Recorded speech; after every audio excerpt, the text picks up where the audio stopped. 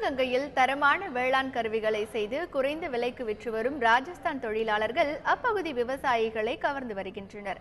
மத்திய பிரதேசம், ராஜஸ்தான் உள்ளிட்ட மாநிலங்களில் நிலவும் கடும் வறட்சியால் அங்கிருந்து பிழைப்பு தேடி தமிழகம் உள்ளிட்ட மாநிலங்களில் விவசாயிகள், தொழிலாளர்கள் முகாமிட்டுள்ளனர். சிவகங்கை உள்ளிட்ட மாவட்டங்களில் இந்த தொழிலாளர்கள் இரும்பு பட்டறை நடத்தி வருகின்றனர். இரும்பு கம்பிகளை தொழிற்சாலைகள் மொத்தமாக கொள்முதல் செய்யும் இந்த தொழிலாளர்கள் விவசாய பணிகளுக்கு தேவையான அரிவாள், கத்தி, கடப்பாரை, கோடரி உள்ளிட்ட பொருட்களை செய்து குறைந்த விலையில் விற்பனை செய்கின்றனர். ஆண்களுக்கு இணையாக பெண்களும் இந்த தொழிலில் ஆர்வத்துடன் உழைப்பது காண்பவர்களை ஆச்சரியத்தில் ஆழ்த்துகிறது.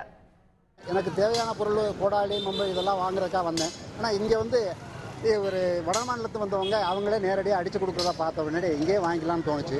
எனக்கு மதுரையோ இல்லை திருப்போணமோ போய் அடிக்கிறதுக்கு தான் போகணும். இப்போ இவங்களே அடிச்சு கொடுக்குறாங்க. இப்போ இவங்களுக்கு தேவையான விவசாயத்துக்கு தேவையான கோடாலி, வாச்சாத்து, கற்கருவா, கொக்கி, சம்பட்டி, உளி, சுத்தியல், ஆப்பு, இது தேவையான பொருள்லாம் இருக்குது. வாச்சாத்து கூட வாட்ச் இருக்குது. என்ன அனைத்து பொருளுமே விவசாயிக்கு இது என்னென்ன தேவையோ அவ்வளோ நேரடியாக அடிச்சிடுறாங்க.